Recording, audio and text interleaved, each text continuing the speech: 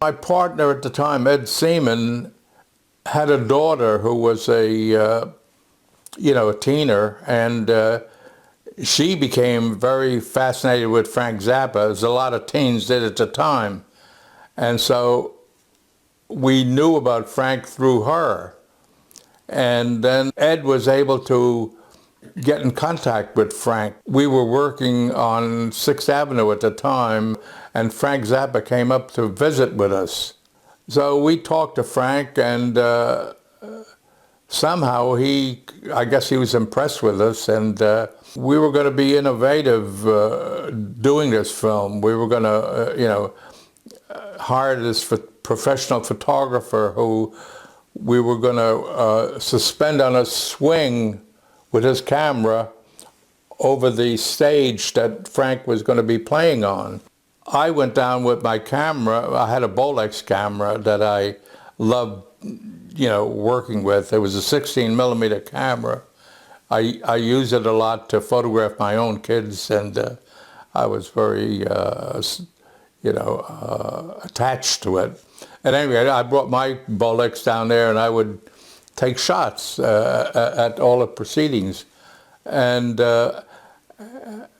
afterwards, when the shooting was over and we viewed what the photographer had filmed, Frank wasn't very happy with it.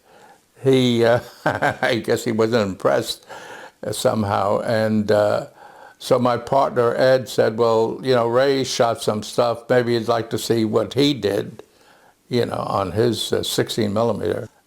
And Frank loved it. He wound up liking it very much. I would shoot single frame, zoom in on him, and I'm doing all these different camera movements that were kind of novel at the time, and but he liked the feeling that it produced, so that we wound up with my shooting a lot of stuff of Frank when he was performing. It was on Garrick Street, I believe, in the village. Theater. What? The Garrick Theater, yeah. We worked with Frank for about a year, I believe. We had a sort of an interesting association with him. We didn't get involved with him personally, but we did, go to all his, his concerts, and he had what I felt was a very, he was very respectful of what we did for him. And he, he was very happy with it, and that was a nice relationship.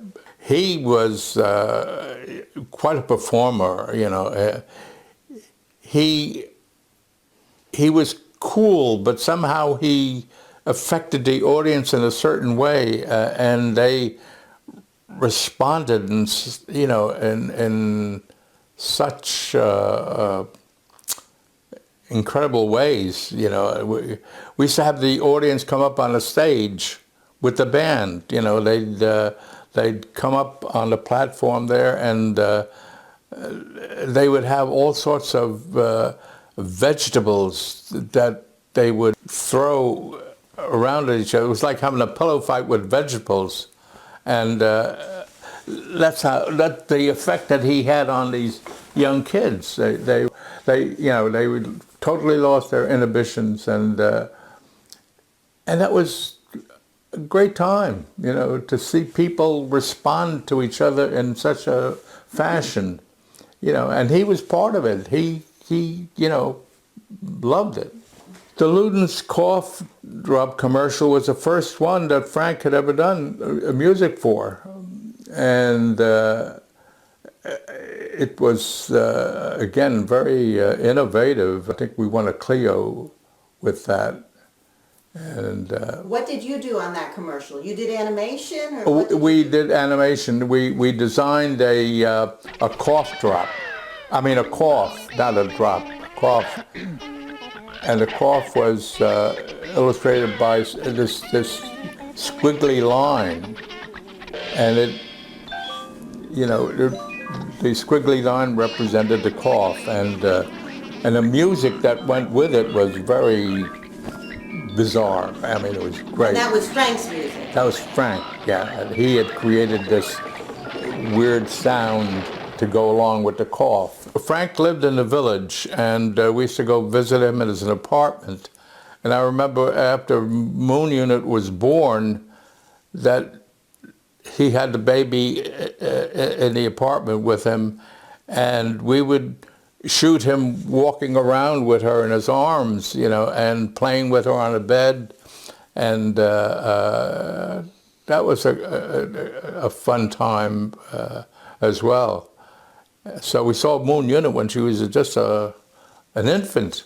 We didn't know her as a person, you know, after she'd grown up. And I was always sorry about that, because I always wanted to tell her that I had been present when she was just a child, an infant. And I never got the opportunity